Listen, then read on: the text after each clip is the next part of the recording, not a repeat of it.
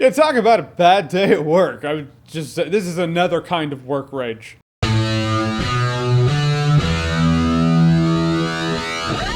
The Belko Experiment. So the Belko Experiment starts out in this building, this office building in the middle of buttfuck nowhere. Right there, that's a red flag. If you're in a pretty expensive, pretty put together office space in the middle of nowhere, yeah, run for your life. This shit's gonna go down. And as everyone's going la-di-da, work is good, John C. McGinley plays a creep, but life is good, the place locks down, like blast shields come over all the windows, all the doors seal off, no one can get a cell phone signal. This voice comes over the intercom, it's like, hello everyone, you're part of an experiment. X amount of people need to die, otherwise we're gonna kill twice as many. And then when they find out these people mean business, that's pretty much what it is. A bunch of people locked into a building and they have to kill each other off or be killed. But I'm not gonna lie, you hear that and this movie could have been a fascinating social study. It's not. At that point, hopefully it's a fulfilling enough guilty pleasure gorefest film. So what I liked about Belko Experiment ultimately is the premise. You hear the premise, you're like, yeah, that could go one of 100 different ways depending on what you want to showcase in this movie. But this movie never really takes that dive into being interesting, fascinating, asking the questions. This movie never really takes the plunge to take an average, ordinary person and make them a killer because of their situational circumstance. I mean, you could argue it happens with a couple people, but not really. Generally speaking, in the movie, the ones you could pick out, like, all right, in a situation like this, that person,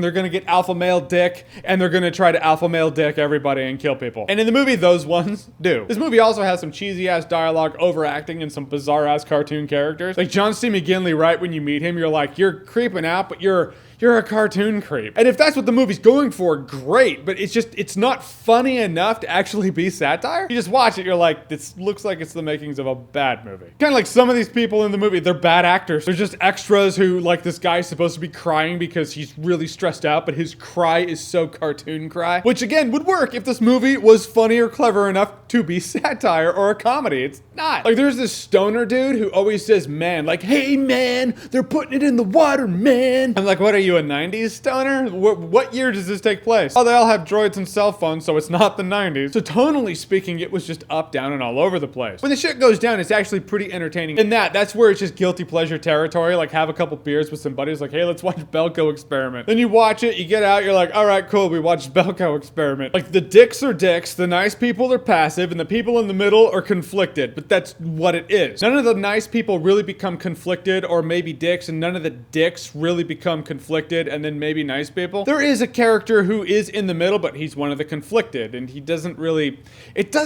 give you the juice you want. And I don't know if this movie was skimping on budget, but the scale of it just doesn't feel as big as it wants to be. Like, the intercom's like, there are 100 and something odd people who work in this office building. You're like, I count about 23, but okay, 100 and something. When I say this movie's tonally all over the place, here it is right here. It's like Belko Experiment wants to be a dark comedy, but it's not funny enough to be a comedy, so it can't be a dark comedy. It wants to be an interesting social study on the boundaries of humanity and where does murder lie in it, but it swings to the spectrum of cheesy so often that it can't be that because it doesn't take itself seriously enough to be that. Or maybe it's just a fun guilty pleasure movie with bad acting because that's what it's going for. I can't peg this film anywhere, but if I had to assess, I'll say the movie does not succeed in what it tries to do. There's one arc in particular that doesn't go anywhere. Like, you think there's going to be big payoff to this arc, and in the end, that person just gets killed and it's done and over. And you can tell it wants to be ironic, like, yeah, but that's the point. Anybody can die. But you don't think that you're just left with that, well, what the fuck was the point of concentrating on that person ever? You feel like any time spent on that character was just wasted time. Like, that they were a time sink. Guys, in the end, the Belko Experiment was interesting enough if you can just turn your brain off and enjoy the gore fest that you're about to get. Don't go into this movie looking for all the acting to land. I feel like this is kind of what the first Purge movie did. It had an interesting premise, didn't execute it to its fullest. The flaws really brought down the entirety of the film. Hopefully for the sequel, they listen to fan feedback for the first movie and they make a sequel that we can sink our teeth into. That's how the second Purge movie was for me anyway. I enjoyed it. However, for the Belko Experiment, I will say it'd be a better time if you're drunk. Yeah, no, it's a party. All right, guys, so the Belko Experiment. Have you seen it? What did you think about it? Whatever you thought, comment below. Let me know. And as always, if you like what you've seen here and you want to see more, click right here to see more.